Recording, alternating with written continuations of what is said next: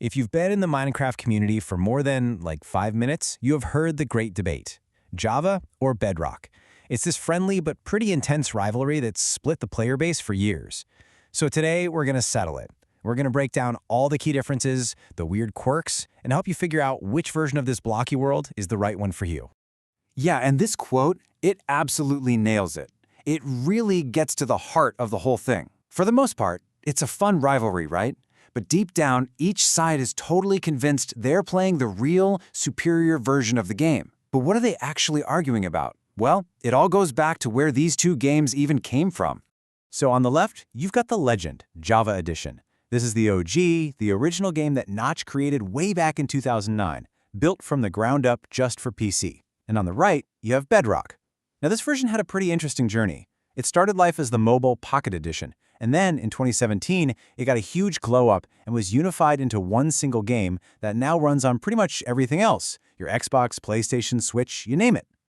All right, let's kick things off with our first big face-off. We're going to look at something really fundamental, how the games actually run, and, what they look like. Because this is where you see the first massive split between the two.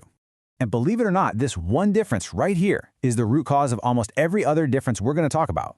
Java Edition, well, it's coded in Java, no surprise there. But Bedrock Edition is coded in a totally different language, C++, which is known for being way more efficient.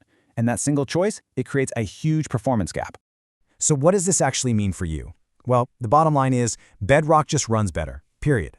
Because it's written in C++, you get higher frame rates, your worlds load faster, and the whole experience is just smoother, especially if you're not on a high-end gaming PC. It's so much more optimized that its max render distance is 96 chunks. That is a staggering 3 times farther than Java's default. And all that extra power under the hood, it lets Bedrock pull off some seriously cool visual tricks. It has official, built-in support for ray tracing or RTX.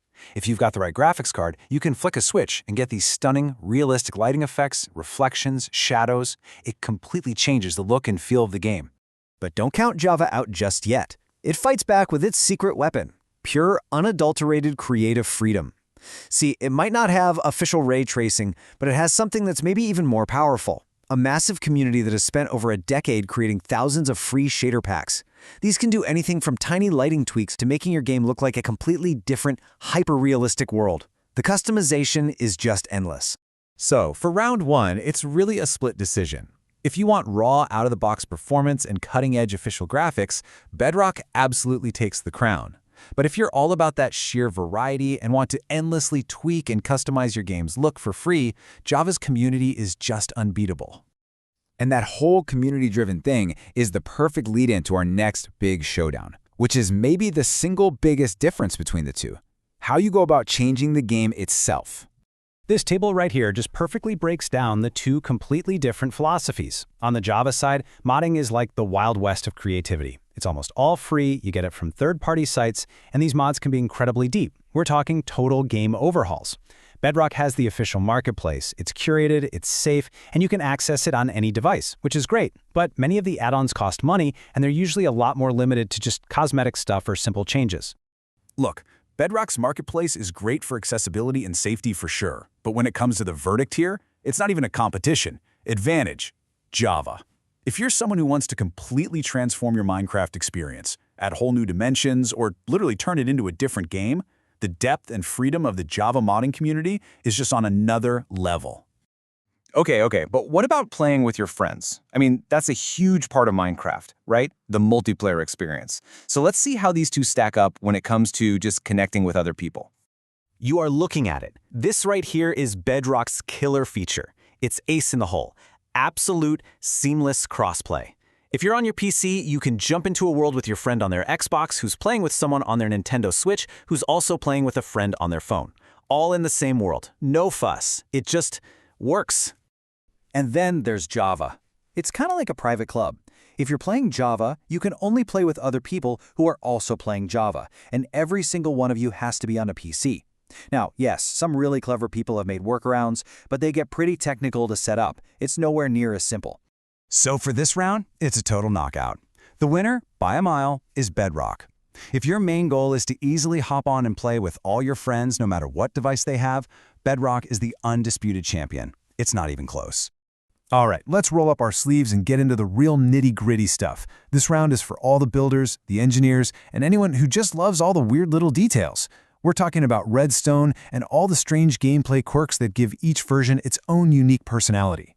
For the super technical players out there, this is everything. Java's Redstone is famous for being complex, but it's also predictable. It has these weird kind of buggy features like quasi-connectivity, where a piston gets powered from a block that isn't even touching it, and all the top engineers rely on that bug to build their most insane farms. Bedrock's Redstone had to be simplified to work consistently across all devices, but that means it can be less predictable and just doesn't have the depth for those hyper-complex machines. But hey, it doesn't just stop at Redstone. There are literally hundreds of these tiny, strange, and awesome little differences between the two versions. So you know what? Let's do a lightning round and check out some of the coolest ones. First up, in Java, you can get on top of the nether ceiling and build there. It's a huge deal for making super efficient farms. But in Bedrock, you can use pistons to push things like chests and hoppers, which is an absolute game changer for building amazing storage systems that Java players can only dream about. What about combat? Well, in Java, you have the sweeping edge enchantment for swords, letting you hit a whole crowd of mobs with one swing. Meanwhile, Bedrock players get a much tougher boss fight. The Wither has double the health and attacks way more aggressively. It's a truly terrifying battle. Whew, okay, so after all of that, where do we land?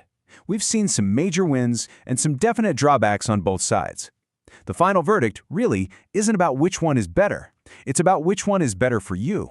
So let's make this super simple. Just ask yourself these key questions. Want to play with your friends who are all on consoles? Easy. Choose Bedrock. You want to dive into a bottomless pit of free, game-changing mods? Gotta be Java.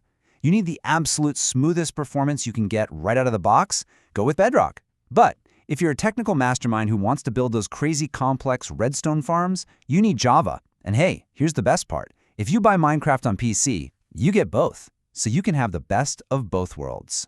And that leads us to our final big picture question.